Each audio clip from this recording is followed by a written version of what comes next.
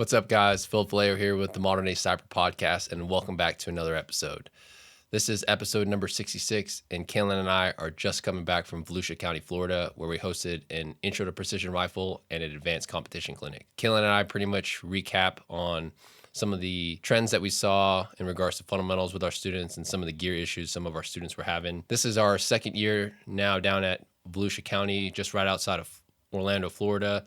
And we're super huge fans of the venue. We think it is perfect for both the introductory level student that's just looking to get into long range shooting and even the advanced level shooter that is looking to maybe broaden their horizon or skill set, especially when navigating positional shooting off of their belly. So we look forward to coming back year after year. Caylen and I also talk about the new competition chassis that KRG just released, which is the C-4. Now, we're super honored to have helped out with some of the prototype and design features, giving them feedback, and what we feel like the competitive shooter is looking for out of a chassis. So we're super excited to talk to you guys about some of the features that we like about it and what to expect from the end user when they do release the chassis to the public. All right, guys, hopefully you guys enjoyed this new kind of intro that we're doing with the podcast. If you guys are new to the Modern Day Cyber Podcast, welcome. Hopefully you guys enjoy the content. And if you're a returning listener, thank you guys for coming back and your support.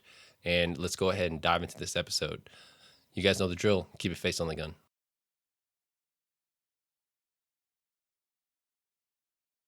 All right, continue. So you can look at the berms out there and you can see that the berms are, horizontally level. And then also you got the water line out there and you can see the water line's level. And so I think what ends up happening is when you have students that have the levels on there, they obviously it's been told that it's a necessity, right? It's been told to everybody that it's a necessity. We see it as a necessity to be super, super precise, especially on uneven terrain or uneven ranges. But then if for a beginning shooter, if the level is not correct, which 4 of those guns did not have levels that were correct, the students then focused on the level that's incorrect, and their wind calls are completely different than everybody else's. And every shot, it's a different wind call because every shot, the rifle is in a different orientation with regard to the angle of cant. And so it's interesting because people put the levels on their guns, but yet they don't also incorporate the level into the pre-shot process, or like looking at the level in the pre-shot process, or they forget about it. And, a lot of things that we saw, like bipods not being tight enough. And so the rifle is canting and rotating under the forces of recoil. And the student's brain is overloaded to the point of they're out of the system. They're not in the loop. And so all of these things that need to be focused on in a systematic way are just kind of like in space. And, oh yeah, okay, I got to go grab that one. And then it's like, oh, the tension gets directed to that one, but then we miss a couple other things. So that's something that I noticed while we were there. And the other thing was grip and trigger finger placement. Big time. I saw a lot of that stuff that required, that's one of those things that requires a lot of attention because it's clearly very, very solidified in the subconscious, the way that the grip is being built. And so in order for that to be changed, the student has to be aware of it and then make a focused effort to correct it. But at the same time, they also need a coach standing over the top of them to say, no, do it again. No, do it again. You did it again. And so I took a lot of photos. I took a lot of videos of students that were doing that and sent them those videos and photos. So that way they could see the difference between what is correct versus what is incorrect when it comes to grip. So, and trigger finger placement. But I think, the gear that we had we had some good gear. We had some guns that were struggling when they were getting warm, when the barrels were getting warm. But outside of that, everybody had pretty good consistent gear in the intro course. And even, obviously the advanced course, the advanced competition clinic, everybody had super solid gear there too. So I differ your opinion on rifles that were there. There was a couple rifles that we're having some issues. Which in the intro? Yeah. You know what I'm talking about? Yeah, those are the ones that I'm talking about. Yeah, those are the ones. Yeah. That were struggling. So, yeah. And this kind of goes to like understanding when a student comes to class and their headspace, right? If they bring equipment that, they find out it's not working for them, or just like they get sucked into a rifle that has all these awesome reviews by, I don't know, people that are not shooting at the cadence that we're shooting, right? Mm-hmm. Yeah.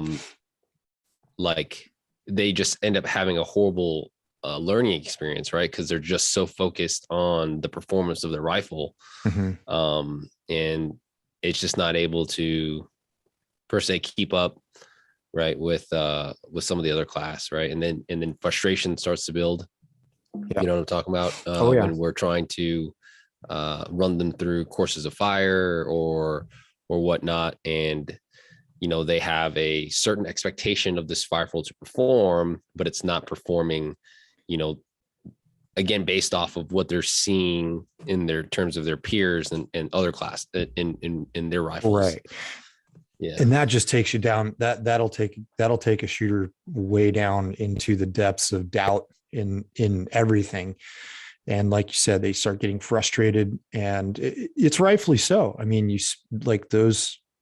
this is not a cheap hobby, right? So you're investing a tremendous amount of time and money into a rifle, and then you come to a course, which also then costs you time and money, and it's not performing nearly where it should be under those conditions.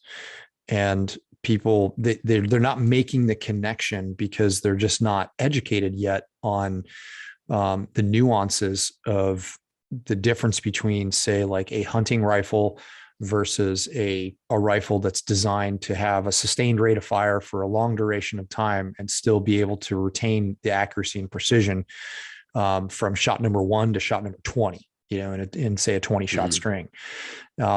And I can totally see how that's frustrating. And then you don't want to be that guy that's just like, hey man, you kind of selected the wrong piece of equipment for this particular application. And you can see the look of frustration and the glossed over look in the eyes of like, did you just tell me my baby was ugly? And, and you're just like, I'm not trying to be a people pleaser here, man, but yeah, you kind of, you brought the wrong tool for the job. And so if that's the only rifle that person has, then they're like, okay, well then what do I do for the next 3 days while we're out here shooting? We made some concessions. We brought, another student had an extra rifle that helped one student alleviate some problems, and it was in their own little group there. So of friends. So the last man out, so to speak, he was just having to make sure to keep in the back of his mind that he couldn't continue to go super deep into shot strings without stopping and letting the barrel cool and bringing it back to where it started. So, but man, that is super frustrating to experience, especially in a learning environment, because our classes, I wouldn't say it's super fast paced, but it is paced so that everything builds on the preceding subject. And so you can get left behind pretty fast, just as a nature of the amount of information we're trying to put into 4 days, and with the end goal in mind. Yeah. And it's tough because we don't want to leave a student behind. Yeah. Even with 2 instructors, this is why having a 3rd instructor would help out. But even with 2 instructors, it's very hard to see everything, especially when you want to maximize the learning curve of every student based off of their skill level, right? We had a perfect example of a student of ours that has taken, I'm pretty sure he's taken all of our online training, and it showed when he came to class. Mm-hmm. And I think you need to be a high shooter for intro. And I think that's just super cool. I think that just goes back to what you and I are trying to create with the online training program, and that system there of like, hey, taking a person from literally not zero to hero, but give them based off of their time and obviously range availability to be able to watch these videos and go, hey, I'm gonna go practice this one day. Mm-hmm. And then go to class to get those small little tweaks that obviously you're not able to get by just watching a video, right? Maybe like you said, grip or placement of the hand, trigger finger relationship, Mm-hmm. right? How they're managing recoil, right? That's essentially what you come to class. And then a lot of it is maybe reaffirmation of what you've learned in these online platforms, or maybe just we're now saying it a different way, or now it's able to click, right? Mm-hmm. In terms of, okay, like, hey, they understand the basic concept, but now as we're explaining it again, or or saying it a different way, that's where the light bulb moments come on. You know what I mean? Especially with like, when we start talking about wind and gun number, a lot of guys listen to our podcast smashed that, that wind podcast that we did, gun number, and they're just like, I still can't grasp the concept. And then you write everything out for them and they're like, I get it now. Yeah, for sure. And I think a lot of the guys show up. I say guys, a lot of students show up thinking that gun number thing is like the end all be all. And that's exactly the only way that the only method or technique that we utilize to call the wind and compensate for it. But it's not, it's just one of many. It's funny. I was stuffing some cases this morning, and I was listening to one of Eric Cortina's videos where he interviewed one of the winners of nationals, F-class nationals. There's an older gentleman that was talking about wind reading. He shoots a 7R SOM as well. He said he'd been shooting it since 2013 or 2012, something like that. And he was talking about his process of reading wind, and he's like, well, I'm focusing on the wind at the target as with my rifle scope, but then I have my spotting scope focused on wind at mid range, so that way I can identify the two different zones that the bullet's going to fly through. And he echoed the same thing that we talk about. It's like, hey, very rarely are you going to have a condition where everything agrees with the other. And he said, really, the bottom line is just experience and being able to take a guess. And he said every single shot, he was like, every single shot, I'm scared that that bullet's going to go someplace where I don't want it to, because I missed something, because I missed some sort of indicator. And it's interesting that he brought that up too, because reading a lot about lately about just visualization and utilizing positive mental attitude and thought process to manifest results and visualizations. It's almost seems like that would be counterproductive. But then again, clearly this gentleman's performing, and he was able to take a title out of that type of mentality. So there's something to be said for it. I think maybe perhaps instead of fear, it's a respect for the conditions, and knowing that in the back of your mind that every shot really truly is a guess. It's a guess, and you're taking your best guess in that moment right now. And so I enjoyed it. It's like 15 minutes long. He just basically interviewed this guy, and it was a good one. Yeah. It's funny that you say about like being scared. I wouldn't say I'm necessarily scared when I'm like doing demos in front of the students, and we've got the trigger cam, and this last class we were able to hook up the monitor so that as we were doing the demonstration, they're seeing exactly what I'm seeing through the scope, right? Yeah. And I think I'm to a point where it's just like, hey, if I miss, I miss, right? It shows A, that I'm human, but B, I'm not afraid to miss. I'm not afraid to, take my best guess at my wind call, right? Mm-hmm. Because for us, this is training, right? It's training because I'm not in a competition. I'm not on a hunt, right? So mm-hmm. take the opportunity to learn from all my mistakes in terms of like, oh, I overjudged the winds at that point based off of what I saw with Mirage, right? And when it comes down to it, it gives me an idea of like, hey, if I'm now shooting at an animal and I see these exact same conditions, I can be like, well, last time I saw this, I made, 75% of my wind calls incorrectly. So I'm probably just going to get closer to where I'm more confident, right? For sure. Or, have a 100%, confidence of like, I've seen this before, right? I've seen these conditions and, 10 out of 10 times in this distance and in this position, I'm going to hit my fucking target. Yep, right? for sure. So I thought a lot of guys get paralyzed with again, making that perfect wind call that we talked about in our wind class. The paralysis by analysis. Exactly. Yeah. Yeah. And that's the thing. I mean, he also brought it up. He's like, look, for us, we have 20 minutes to shoot our string. Right. So in that game, there is a certain level where you can kind of wait for the conditions to settle themselves or become consistent. And he said, you can do that to a certain point, but he goes, yeah, you only have 20 minutes to get this done. So, you don't want to burn up all your time waiting for a condition to change or move back to what you thought was the initial baseline. But he said, it is nice, but in our world, when you have 2 minutes or, 90 seconds, and that's just, you're dealing with whatever the conditions are in that 2 minutes or that 90 seconds, in the competitive world. And obviously you're dealing with whatever scenario you're dealing with in a hunting environment.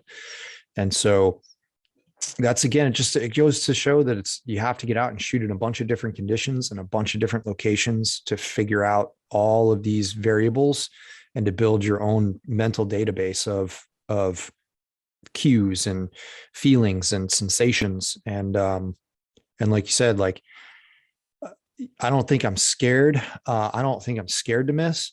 I think that goes a lot into confidence in equipment that I'd like to kind of touch on in this podcast too, just kind of comes to mind. Having confidence in your equipment is absolutely paramount. And when you don't have confidence in your equipment, there is that thought in the back of your mind saying, where's this one going to go?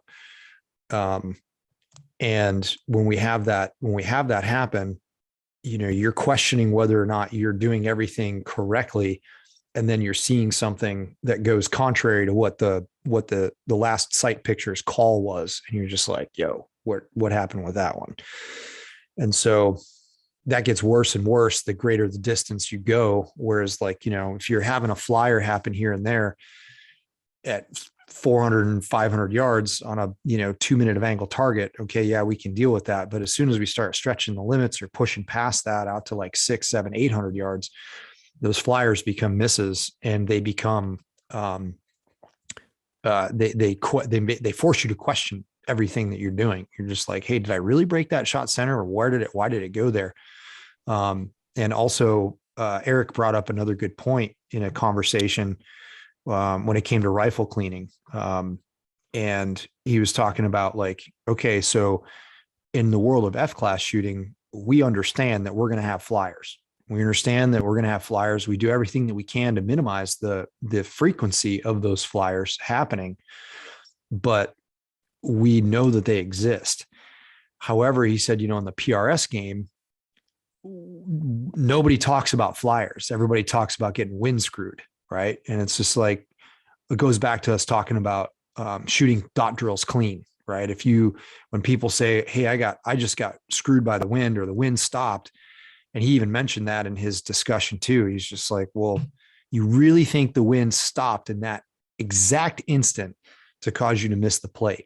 Or did you have a flyer, or did you break a bad shot? And it's always, I think, in our world, we're moving so fast that it's very difficult to hit the pause button and go, wait a minute, was that a flyer, or was that me, or was that the condition? And so I think that's a great point to discuss, and to just truly admit it and say, yeah, man, like, a lot of the shooters that we see out there believe that every single bullet should go exactly where they want it to. And that is just absolutely not the case. Yeah. It's funny that you say that especially when you're looking and you're shooting and you're like, man, was that a flyer? You're almost scared to make a correction, Yeah, right? You're for almost sure. scared to be like, man, if I make a correction by holding low, I feel like now I'm going to miss low, right? Because now that bullet's going to go exactly where my reticle's at. And that I've been, happens. it I does happen. Yeah. Yeah. I reviewed trigger cam footage. I reviewed a bunch of trigger cam footage from the last day we shot in Florida, and it was like savage, man. Like you could literally see the trigger cam, the reticle. I love the trigger cam because you can go frame by frame. You can see exactly where the reticle was before it blurs to go to Yep. recoil. And you're like, okay, cool. That was a center shot. You watch the bullet land, 3/10 to the right, just off the right edge of the target. And then you can see, oh, okay, I'm going to correct 3/10 to the left. And you break a completely clean 3/10 left shot. And the bullet goes exactly where the center of your reticle is. And you're like, dude, it's just one of those days. And we had those conditions there just about every day that we shot. We didn't have a whole lot of, except day 2, when we actually was shooting long range for PR 101. we did have The some intro crosswinds. class. Yeah, that was the most that we held for when the whole week that we were there was day 2, when those guys were stretching their legs out the first day. I think we were holding like a mill at 900. Yeah, pretty much everything else besides that, it was like, coming either right in your face or a tailwind, and fluctuating between a quarter and a half value left or right. And so yeah, those conditions are frustrating. And then like going through the footage, I'm like, okay, so let's stop that. And I know that this potentially could go against reading these books on like the champion's mindset and Bassham's book on With Winning in Mind. And he talks about, he's just like, I don't think about the bad shots. I don't think about the shots that I missed.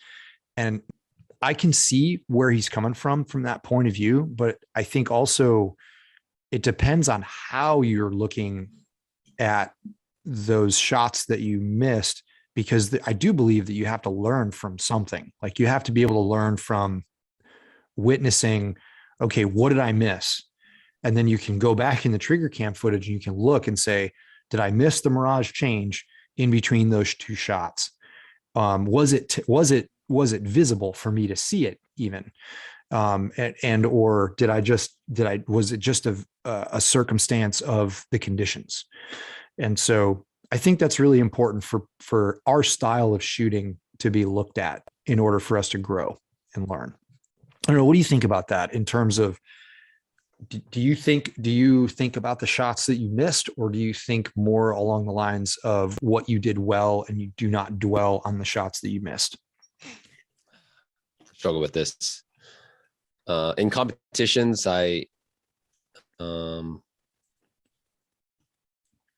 in competitions, I try to not focus on the shots that I miss, but then I also try to rationalize, like, okay, well, did I miss because of something that's out of my control, which is win, or did I miss because of something that what's in my control? Because if it's within my control, how can I mitigate that next time, right? Bad dope, right? Wrong wind dial, which I did at the PRS finale, and honestly, but for training, it's like, hey, if I miss, just make the correction, right? Whereas, like, again, in competition, I wish I could continue to carry that, and that's what I've been working on lately. It's just kind of my mental mindset of like, turning the page when I do have a bad stage. And it's tough, right? It's tough because a lot of shooters have, especially when they go to a national level match, that you're traveling, right? It's a lot to bear expense to. Yeah. On top of, you got a lot of skin in the game. Oh yeah. For me, like leaving my daughter for the weekend, right? So when I have a bad weekend, right, I try not to, lash out, but it's just our emotions taking over us. And that's one thing that I've been trying to get better at individually. And I was just actually having this conversation with Mike Lilly, and we were talking about when I won the PRS finale in 2018. And it's like, I didn't have Zoe then. She was with mom, and I remember shooting at the range every day because I was working with Gunworks, right? We were on. I was on the range every day, working. I'd shoot right after the students and train for a little bit, and then I shot up until the finale, pretty much 2 matches a month. So September, October, November, because I wasn't hunting yet, and I mean that's what it takes to be at the top of the level of competition, right? You can't, just show up anymore, right? And expect to do well. There's a couple freaks like that, right? That just really have a mental, that mental fortitude. But then, for the most part, for I'd say 98% of the other average competitors, like you have to go out there and put in the work, build mental resilience and stuff like that. Yeah. The mental resilience part is that's a struggle. Every single piece of literature or publication that I've ever read on, winning mindset or a champion's mindset, it always focuses on self-image. There's always a significant amount of real estate, if you will, in the book talking about self-image and managing emotions, managing expectations, setting expectations. And it's rightfully so, just because we have these systems within our bodies that if we don't understand what they are, they can quickly grab a hold and take control, and you're riding a wave that you don't want to be on, and you can't, it's not as easy as just jumping off the wave until you're aware that that's the wave that you're riding. And then you go, oh, okay, wait a minute. So, all right, I'm here. I understand. I'm aware of how I got here in this current mental state. And so now what techniques can I use to get myself out of that mental state and get back to a baseline?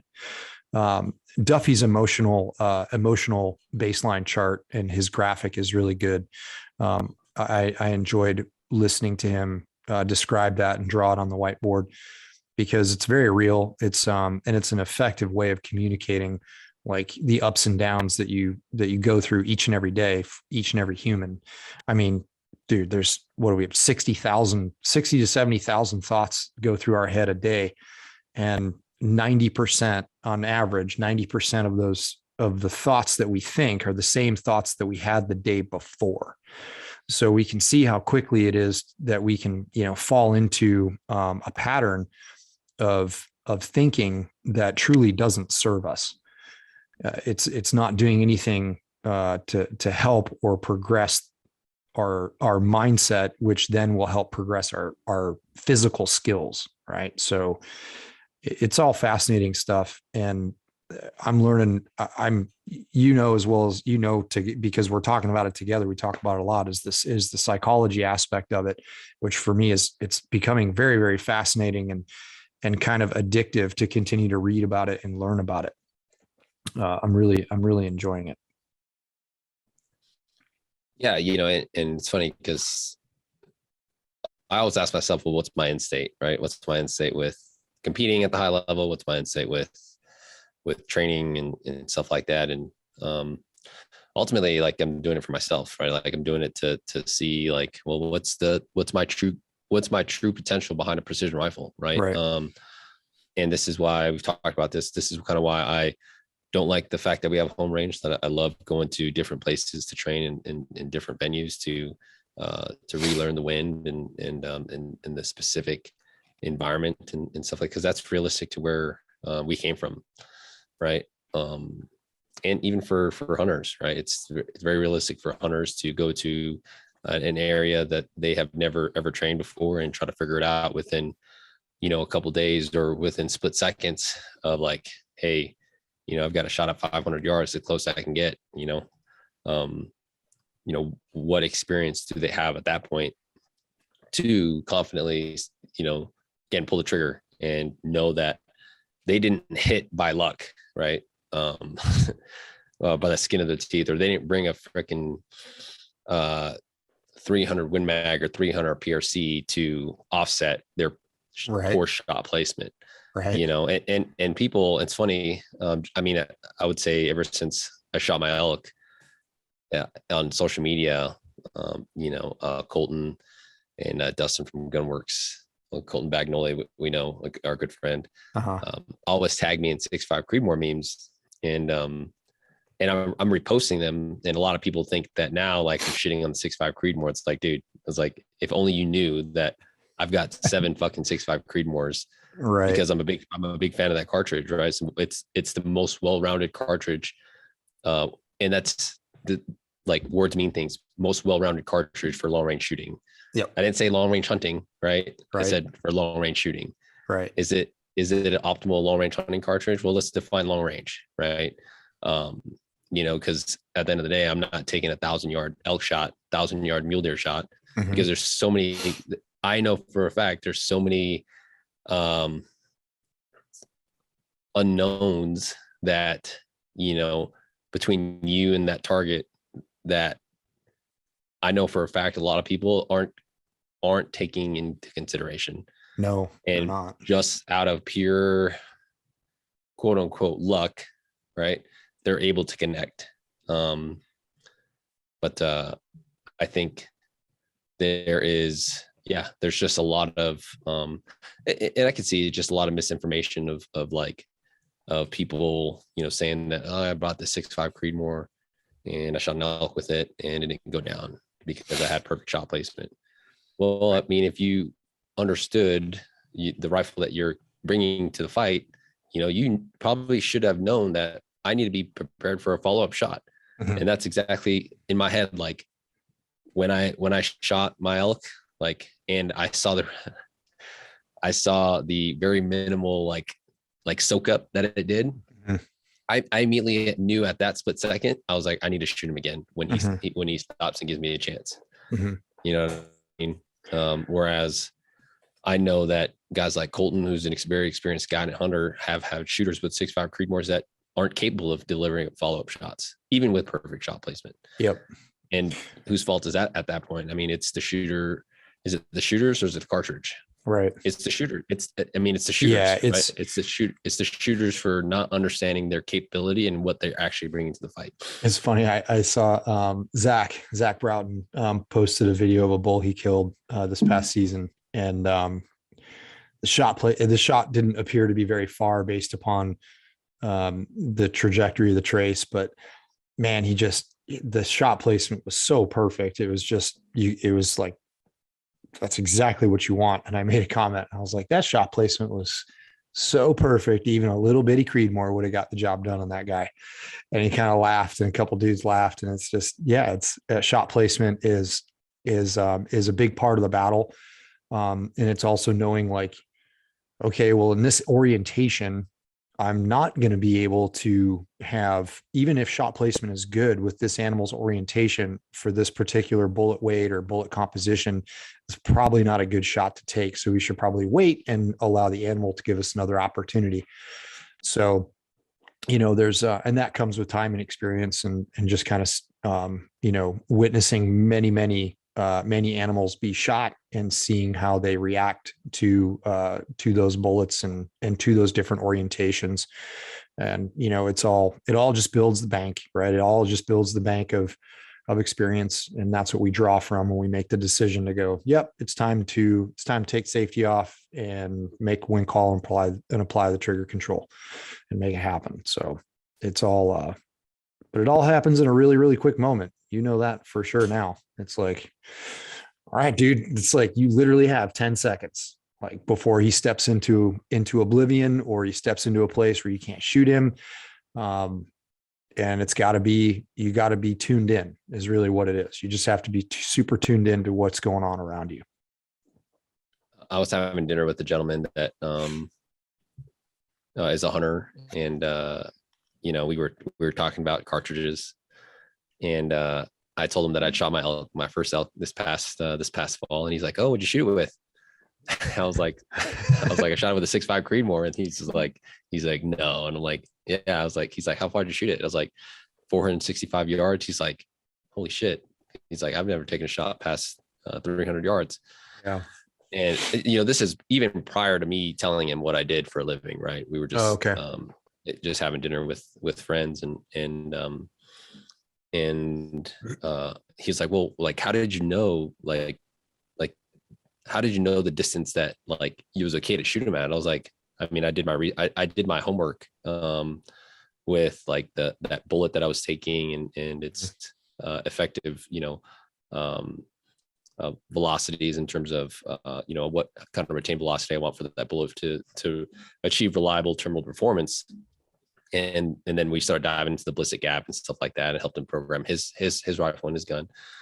And then it came to find out, like, he figured out what I did, and he's like, so we played the video for him with right. my elk hunt, and this goes back to what you were saying. I think it was, I don't know if it was last podcast or if it was in an in-person class of like how scary it is to focus on the center of the reticle and aim other than where you want to put that shot, right? And so obviously I knew that I was holding for wind, so I was focusing on the 5/10 mark, but like immediately his eyes goes to the center of the reticle. He's like, dude, you're holding at his guts. And I was like, I'm glad you said that, because my business partner and I just had this discussion. and I was like, looking back, I probably should have just dialed for wind. But I mean, at this point, I was just like, hey, hold 5/10 and it's good. And then I showed him, I mean, you see the phone scope video, and he's like, oh, dude, that was perfect. And then we just talked about the soak up. And then Stone Glacier just released that video with Jared Miller with the with that elk that Jared's elk fell down. You remember Jared? We shot with him at Granite Creek. He was right behind us. And I mean, just the difference, right? I think he was shooting a 300 Win Mag, and I could be incorrect, but it was a great video that Zach put together. But I mean, this thing just eats it, and like you can just see the soak up, right? And I mean, stands there for another 2 seconds and then just tips over. Tips over. So that's just the terminal performance difference between the two cartridges is phenomenal. But the amount of energy transfer that happens that you can see. Yeah. And I mean, like, you're right. Like I wasn't expecting the minimal soak up that I saw with that elk. And initially, like I was a little afraid that I didn't hit him. I just had only reaffirmation that I had good shot placement was because of my spotter. And, we talk about like, hey, the shooter should have accountability of every shot. Well, shit. Like, I mean, I came back on target and you see it, but because we're shooting into a flesh now, not a reactive piece of steel, it's completely different. Changes the game. And it's like, holy shit. I'm glad that I had Clay there to like give me reaffirmation that my vapor trail or that my trace went perfectly and went in the spot. So I knew my wind call was good, and I just, use the same thing. But had I not had him there, I honestly don't even know if I would have taken the same shot, because at that point I was like, did I fucking hit him in the gut? So should I just hold straight up for the next shot? Right. But yeah, that's something to put in perspective, especially considering the amount of rounds I put down range. Right. And I can only imagine the average hunter that's only shooting 20, 30 rounds a season. Pete, we were in Montana, man, we were talking with Pete, and I remember he looked at me and he's just like, we were talking about how many rounds we shoot and how far we're shooting at animals, how many rounds we shoot per season on average and how far we shoot at animals. And he's like, you still miss 600-yard targets? And I was like, fuck yeah, I do. And he's just like, there you go. I was like, yeah, that's some sage advice right there, man. It's true. It's very true. So, and that goes back to what we just talked about earlier with people refusing to believe that they could have either had a flyer in their load development as a result of their load development, or they had a flyer as a result of a bad trigger press, or a shifting condition that they just didn't see. And, a lot of things can happen. And so but then in that one moment, in that one instant of time where you make the decision to shoot, it all has to come together, and you just can't screw up. Many people do, we do. And it happens. Like you're new to hunting. you're going to experience, you're going to experience things happen. You're going to experience bad shots happen, and you're going to need to learn how to deal with those things. Because it's going to happen. If you do it long enough, it's going to happen. You're going to make a bad shot, or you're going to make a series of decisions that will result or culminate in an event that you're like, dude, how did I get here? So just, it is what it is. And it's the human experience of learning in every regard. Yeah, that was good. Yeah. I mean, that was a good way to open it up. I kind of like this new style of just kind of hit the record button and talk, and then we'll get into the meat of it. Well, yeah, I will throw the intro, on top of it. I like that style, where, the podcast that we have been listening to, where he just throws a real quick intro of a summary of what we talk about, of what they talked about in their podcast. So either you and I can do it, and it'd be something that those guys can definitely look forward to. But what else did we want to talk about? I mean, we got in Florida, we got hands on. I know a lot of people, I might as well just say it, especially, I'll probably try to release a video this time. I know I said I was going to do it last time, but I really like to put it up on YouTube for these guys. And I'm still trying to work on the one we did in Altus, but I've got you and I have the is it pre-production C4s? The C4, I think it is pre-production, if I recall the verbiage that was used. But it's pretty dope, man. It's pretty rad. Yeah. I've been, thinking of how to really do a video on it. Because, I kind of want to just do an initial video on it to highlight the features. And then I want to do, a common question that I've been getting, because they look at the price tag. They're like, some of the guys are like, I don't know if I can make that jump. Right. Then do a comparison, right? Because I've got the 3 different types of setups, the competition chassis, which is, or their original competition setup, which is a Whiskey 3 with Arca forend and a spigot. And then, the one that I typically run, which is an enclosed forend. I'm a big fan of the C4 so far, man. They did a really great job. I think the input from the shooters that are running KRGs, everyone did a great job to contribute to what this chassis turned out to be. Right. And hats off to Justin and the team over there at KRG for really putting it all together. It's pretty phenomenal. So a couple things off the top of my. I'm sorry. I'm just glad that they decided to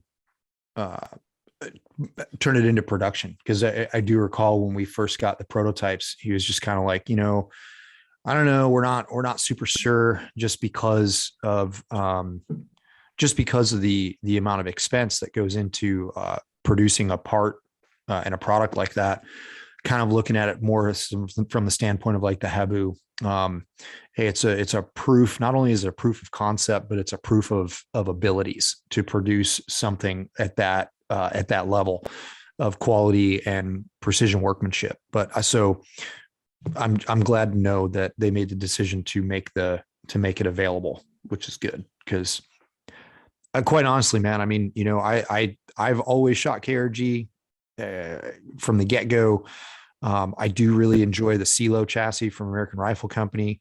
I shot that quite a bit, but this C4 is it's kind of like it's the pinnacle at this point, as far as I'm concerned.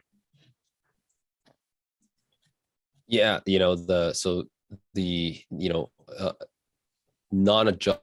toolless adjustability of the buttstock is still there, right? He gives the end user full flexibility of adjusting to their specific shooting style and body mechanics.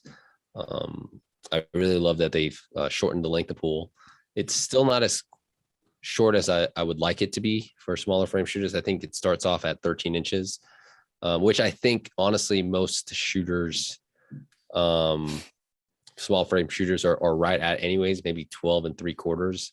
But I was actually talking with Pete about this, and we were talking about like where does that length of pull actually stem from, and we feel like it's really more the distance between here and here, not because you see shooters, and I've done this, right? Put your hand in the crook of your elbow, but when do you ever interface with a precision rifle like that? You don't, right? So we've been talking about length of pull when I had lunch with Pete. I really love the adjustable bag rider. I was playing with that feature. That's it's something new, super cool feature to throw into your shooting kind of mechanics, right? Of like, oh crap, my bipods are too tall, right? So instead of reaching up and making adjustments to your bipods, you can reach now back. All you have to do is adjust the adjustable bag rider, which is super neat. And then the grip area, right? The forward thumb shelf for smaller hands is very, very nice. Even with my hands, I've noticed myself gravitating to that versus the traditional spot of right where it typically is at. And so that thumb shelf. But I think my favorite feature of the chassis is the whole magwell area. Yeah, the magwell area, they did a great job with that, man. Being able to custom fit that, that's huge. And I'm about to learn that because I have, a matter of fact, my BRA and 2 barrels will show up today from the gunsmith. So I'm pretty stoked to get that in my hands and start. I'm going to start fire forming next week with that. And we're going to have, I haven't dealt with BRA spacer kits and stuff like that. So I've got some kits from Primal Rights and I'm going to dump into some magazines, but magazine presentation and feeding and reliable feeding is so, so important. And being able to make sure that each individual magazine or manufacturer of magazine, because they're all different, they all have different dimensions and tolerances and presentation angles and feeding characteristics, that it's awesome to be able to truly customize and tune that presentation using the C4 and those features. I really appreciate I guess you could kind of call them control wings on the inside of the magwell for AICS magazines to keep those things centered and not flopping around left and right. And then to be able to also control the length opening of the magazine well to fit.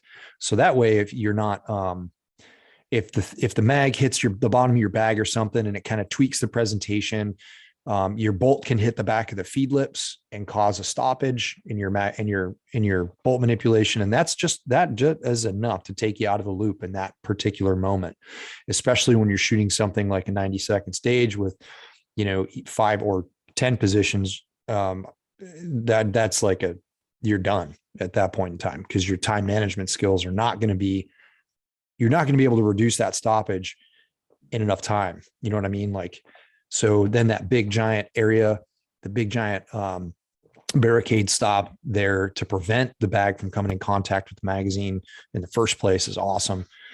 And also the adjustability of the magazine catch and the vertical plane is super handy as well. Yeah. So when I went down to, when I went down to Florida, I brought the C4, my 6.5 Creedmoor, and I was using AICS mags. But when I came here back to Cody, I dropped my BRA in there, and I had to make some modifications to the magwell. To the magazines that I'm running for my BRA. So I was originally running the AW mags, which are the double stack 10 rounders. And I was running into issues for certain stages where you had 12 round stages where it's like, now I've got to incorporate a reload. Right. And so I got some MDT BR mags, 12 rounders. And thankfully, because of the width of those 12 rounders, I had to take those, like you said, those wings off. But I was able to find a balance between both the AW mags and the MDT mags in terms of size and height, to where both of them run flawlessly. Right. So I'm excited to get those out and mess with those next time I'm out at the range. The weather's been pretty shitty here, so I haven't been able to shoot much. But yeah, and then the forend, they've lengthened the forend, and it's all integral ARCA. And then I just love the enclosed forend, how you just screw the enclosed forend on, right? Like I'm a big fan of the enclosed forend, being able to wrap, especially if I've got big hands, being able to put the top of my finger above the shroud. Yep. To just help with my C-clamp grip in supported shooting positions is nice. And now I don't have to worry about sliding the whole rail off. I just pop that off, right, to remove the barrel action. Yeah. Yeah. I actually took one of my enclosed forends, and I put the RRS R-lock rail on the bottom of it. And I'm going to mess with that because I took the Creedmoor training rifle and put it back in the Whiskey 3, or one of my Whiskey 3s. And then the C4 is going to be what's running the competition guns. The BRA will go into the C4. I'm going to shoot a local match this weekend with some friends here in town, and I'm going to shoot a 6 Creed for that. But then when that's done and over with, the BRA barreled action will go in the C4. And I think I'm just going to take that 6 Creedmoor and put it into the prototype version of the C4 and continue to shoot it, because hey, it's doing just fine. So it's just a different color. And honestly, like there's not a whole lot of differences. I mean, yeah, the Magwell stuff with the wings on it for the pre-prototype, the initial prototype, but still, it's still super rich with features and completely usable. So why not keep using it? Yeah, I actually dropped my my Impact 308 back into it because it was shooting. I mean, yeah, now that I have essentially the pre-production or the prototype and the pre-production, it's right. Nice, not to throw shade on our listeners, because everyone is like asking, like, when are we going to be able to get it? And it's going to come soon, guys. They're working hard to get it in the hands, and you guys are going to like it, man. Especially if you guys you guys love the ergonomics of the KRGs, and the Whiskey 3. And like I said, stand by for a video. I'll talk about the comparisons. If you're currently a Whiskey 3 owner and you're wondering, well, is it worth the jump or whatever, or if you can just stick with what you have and be competitive. At the end of the day, you can still be competitive with the Whiskey 3, right? For sure. It's just that competition just now gives KRG the ability to step into the competition game, whereas they weren't initially before, right? Because I mean, when the Whiskey 3s came out, I mean, we talked about this with Justin and John and those guys. Like, their goal was to go lighter, right? That was where the direction of the market was moving, was, hey, how to try to lighten up your chassis. And they're snipers. They're snipers, yeah. And they're like, hey, we want to have modularity. We want to have customization, but we also want to have it in a lightweight package that I would be comfortable carrying as a sniper. And so you're right. They're going the other way, which is nice, and it's balanced. It's very well balanced. You don't need to balance mine with a proof competition contour. Just that one weight in the back,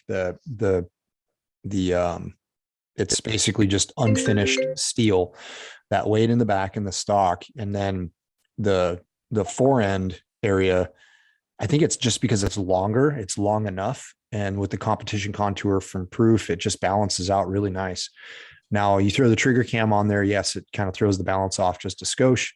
But it's definitely manageable, especially with a bigger bag, like a Schmedium sand filled, which I'm still like, I know we've had that conversation a couple of times about going back and forth between what bags we're using, but I still gravitate to the Schmedium sand filled. It's just literally like a brick, it's like you throw that up there and the rifle basically just kind of forms itself, or the bag forms itself around the rifle. And it's just like a nice cradle, and it works really well. So You haven't had to add any weights to yours to balance, have you? No, I just ordered some weights though, because I like right now I'm still kind of rear heavy. But I did put a spacer in the back. I didn't need that's to. right. You did. Yeah. But the buttstock with a heavy profile barrel, because the chassis by itself weighs just a touch over 6 pounds. I weighed it. And a couple things that we're going to talk about. It accepts trigger hangers. So like before for like the Whiskey 3, for guys that are wondering, like the Impact has a trigger hanger, the Kelby Action. The C4 has acceptance for a trigger hanger. So don't worry about that, guys, if you're running an Impact. But so the buttstock or the chassis is rear heavy, and then obviously it's because it's made to have a heavy, or thought of mine to have a heavier contour barrel in front. It'll take up to 1.250 straight bull barrel, and they've extended the fore end. I can't, off the top of my head, I don't know the actual length, but it is longer than the typical enclosed fore end. Hang on, so I've got one. Hang on, give me a second. I'll measure it. But yeah, and then integral, we talked about integral ARCA. So again, guys, I'm actually texting one of the KRG guys. The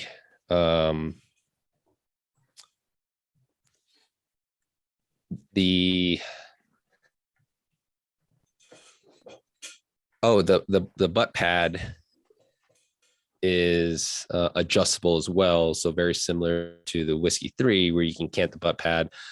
I don't like the butt pad. I actually made a recommendation to KRG, to those guys, for guys that just don't want a cant, to add a locking feature. So I think they were talking about adding that to the list. But like I said, guys, excited for you guys to get in hands. I think it's going to be rad. I think it's going to hit the market really well and be well received by you guys. The fore end is 16 and 3/4 inches long from the front of the magwell.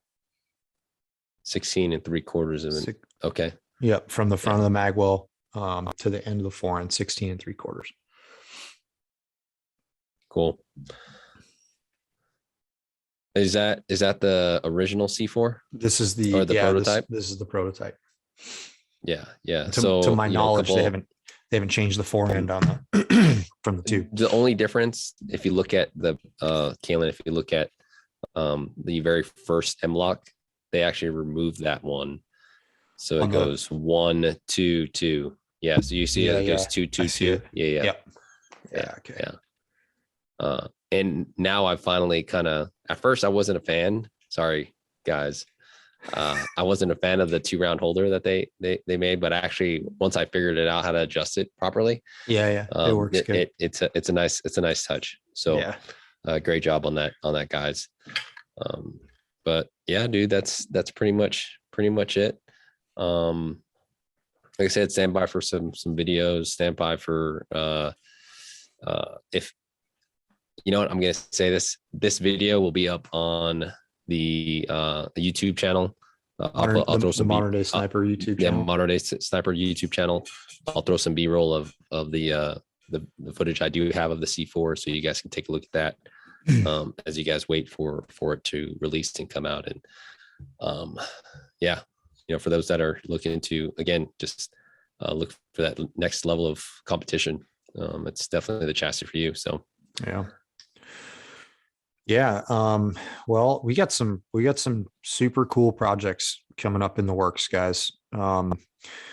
We're always trying to figure out new ways to bring you guys information, and we got some pretty cool projects in the works. For those of you guys who have been on the wait for the Prep to Hunt program that we started last year, we're going to be bringing the Prep to Hunt program back in full force coming up here very shortly. And we're going to take a different approach than what I initially thought we could get away with in terms of duration of the course itself. I think it's going to be super worth the while. It'll be good. And we're just going to kind of pull it out in duration and make it kind of like an all season thing, which pretty much is exactly the way it should be. We should be training all season long. And that's what's going to reflect in that. And kind of got some tripod stuff coming from you guys. I've got the tripod masterclass curriculum out, and it's fresh and it's being addressed, and we're going to start knocking that out. And the subscription service this year is going to be super badass. We've got all kinds of really good stuff in there. Philip and I sat down and looked at the next year's content, and we're super stoked on it because we listened to you guys. There's going to be more technical topics they're going to be happening in there, based upon what you guys showed us that you really liked based upon last year's experience. So we're listening, and that's happening. The network is growing like crazy. It's growing every day, which it's badass. It's awesome. And there's such great conversations happening there. It just kind of like took on a mind of its own. And now everybody is in there chatting, communicating, exchanging information. And it's been really cool to witness and watch it grow. So lots of good stuff coming in that regard. And video stuff too. I know, Phil, you're working on a ton of videos. You're always working on a ton of videos. I'm always inspired by your videos. So I appreciate those things coming. And yeah, it's just the springtime is upon us. It might not be that way in Wyoming right now, but I remember when I got back from Florida, man, it was I landed in Pasco, in Washington, in a place called Tri-Cities. It's about an hour and a half away from my house. And it was 68 degrees when I landed in Pasco. And I was at home sorting out my gear, shorts and a t-shirt, and my shop was warm. I was like, oh man, what is happening right now? It's like the 10th of February. So, and it's been super nice. It's been, 50s, 55s, almost 60 during the day. And it's kind of like springtime around here. So I'm hoping the mountains get some more snow just straight for water. But we'll see how that goes. Yeah, I've got spring bear this spring. Got a 6.5 PRC built for it. Wink, wink. We'll talk about that here in maybe next episode or a few weeks. We've got something coming for you guys, but got a 6.5 PRC built. Gonna be start doing some load development on that here shortly. I've got some 153A tips that I've been kind of sitting on. I've been wanting to push out. So, and then another. I'm already itching for hunting season, man. Stone Glacier Right? put that elk video out, and I'm like, yeah, what is it? It's only freaking February. Right. So, but yeah, we saw some. We saw some turkeys here. I was in Spokane yesterday. There's some turkeys out, and it's just like, all right, turkey season's right around the corner. They're still. You hunt those with rifle or shotgun? Shotgun. Yeah. Oh, okay. It's a blast, man. It is so much fun to hunt turkeys. It's a blast.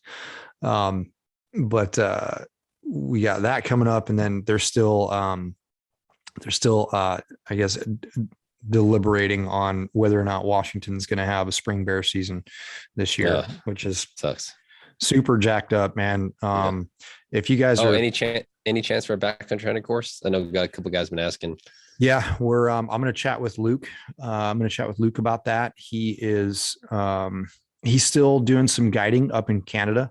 And so that sometimes kind of bumps into the backcountry hunter course schedule, just because we have a very narrow window in terms of, weather and snowpack.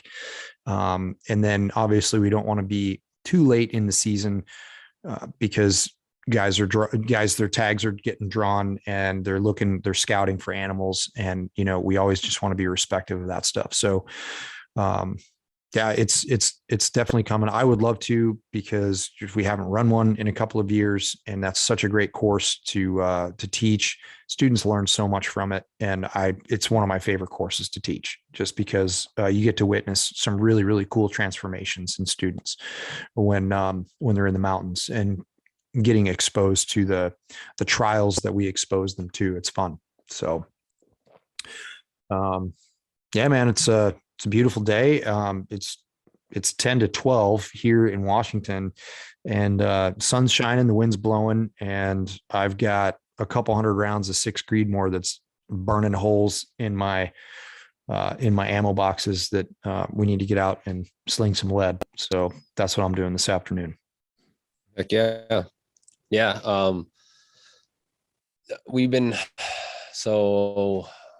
I've been trying to get after this year. Again, I'm going for the AG Cup.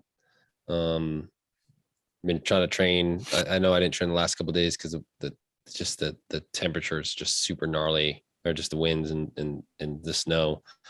So I haven't been able to get out, but for the most part, I've been either dry fired for at least 15, 20 minutes or done some live fire. I just talked about, accountability partner stuff. So I'll send you a couple of drills that I was doing that you and David can probably work on. Definitely, I would recommend filming it. Yep. Do you have 2 trigger cams or just one? Does he have trigger cam? I have 2 trigger cams. Yeah, I'd strap one on his gun. Okay.